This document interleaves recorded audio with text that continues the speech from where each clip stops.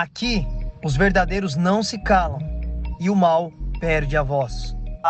Faraó abençoou muito Abraão, com gado, com escravos, com muitos animais. Então Abraão ficou rico ali nessa descida pro Egito por conta de Sarai ser levada para ser uma das mulheres ou concubinas de Faraó. E por Faraó ser atingido por praga, depois é revelado, e ele toca então Abrão, né? Eu ainda confundi, Abrão lá do Egito. E Abrão sobe então muito rico, diz o texto. Isso daí está no capítulo de número 13.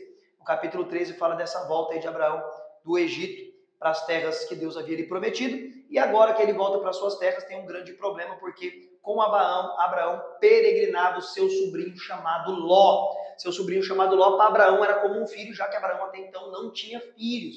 E o grande problema aqui é que os rebanhos de Ló e de Abraão eram tão grandes que os pastores que cuidavam do rebanho começaram a brigar por pasto. Então Abraão falou o seguinte, como somos parentes, né? Abraão tinha ele como filho. Tudo leva a entender pela exposição dos textos que Abraão entendia que Ló seria o líder da casa de Abraão, seria o herdeiro das coisas de Abraão. É o que dá-se a entender pelas próprias palavras de Abraão ao decorrer dos livros que falam sobre a história de Abraão. Mas não era esse o plano de Deus para Abrão. Então o que acontece é o seguinte, Abrão diz o seguinte para Ló, se você escolher ir para a direita, eu vou para a esquerda, se você escolher ir para a esquerda, eu vou para a direita. Então Ló olhou para o lado de Sodoma e Gomorra e viu que os pastos eram mais bonitos e escolheu ir para lá, e Abraão foi para o outro lado e Ló foi para o lado de Sodoma e Gomorra. Mas aí vai acontecer um grande impasse, né? Que Ló será capturado aí e levado como escravo. E vai ter uma grande peleja aqui entre Abrão e 4 reis, pessoal. Ele vai guerrear contra 4 reis com seus 318 servos nascidos em casa. Olha quantos servos que Abraão tinha, 318.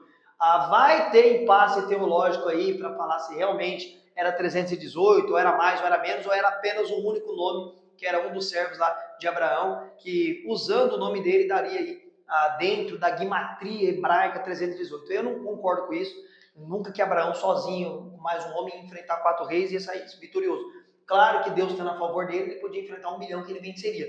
Mas o mais coerente é que ele foi com 318 homens para resgatar Ló e sua família. E Abraão consegue vencer esses 4 reis e recuperar Ló e toda a sua família e trazerem eles de volta. Dentro desse contexto que já está no capítulo 14, pessoal, Abraão vai oferecer sacrifício junto com o sacerdote Melquisedeque, príncipe de Salém. Sumo sacerdote Melquisedeque, príncipe de Salém.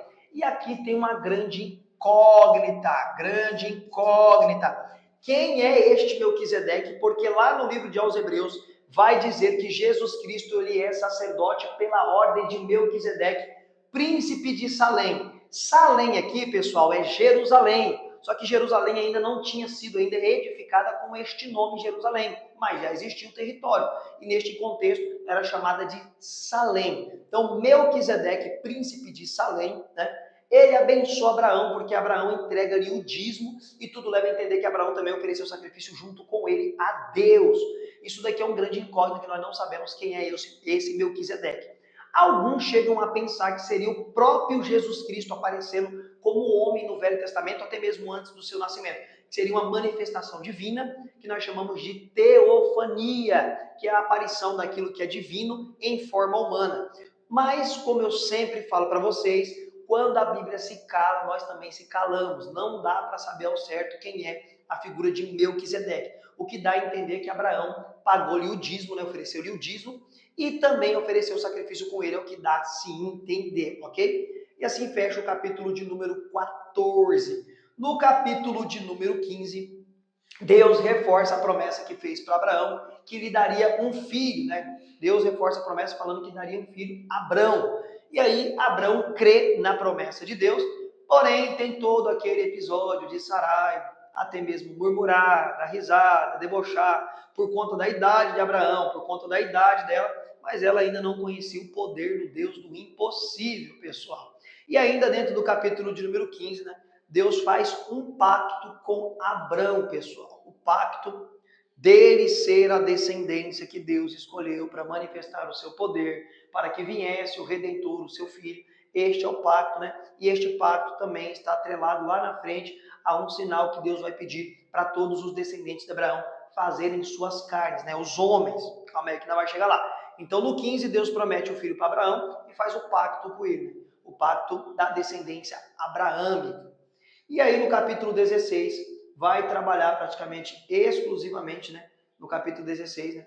Sarai pede para Abraão tomar Agar por sua mulher. Ou seja, a promessa é feita, Sarai meio que duvida, não acredita por conta da idade dela, da idade de Abraão. Então ela quer fazer o quê? Aquilo que nós chamamos, né? Dar um jeitinho. Principalmente nós brasileiros amamos tentar dar um jeitinho brasileiro.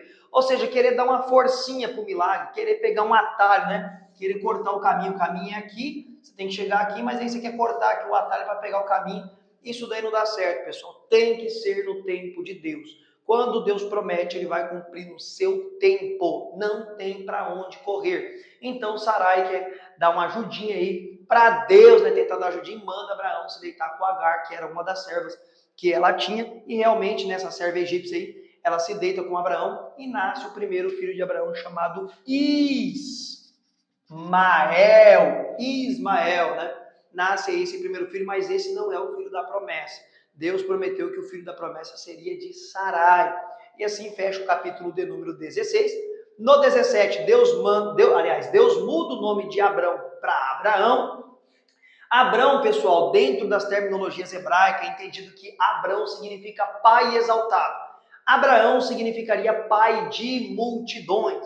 Talvez seja aí a possibilidade do porquê que Deus havia mudado o nome de Abrão, pai exaltado, para Abraão, pai de multidões. E Deus também muda o nome de Sarai para Sara, ok? E ainda dentro do 17 tem a instituição da circuncisão. Lá atrás Deus faz um pacto com Abraão sobre a sua descendência e agora precisará ter um sinal na carne dessa descendência para afirmar esse pacto, para mostrar que faz parte da aliança, que é a circuncisão feita nos homens, nos primogênitos e nos homens. Primogênito é o primeiro que nasce no lar, mas era feito, o que leva a se entender, a todo homem nascido aí dentro do judaísmo, e até hoje eles fazem isso.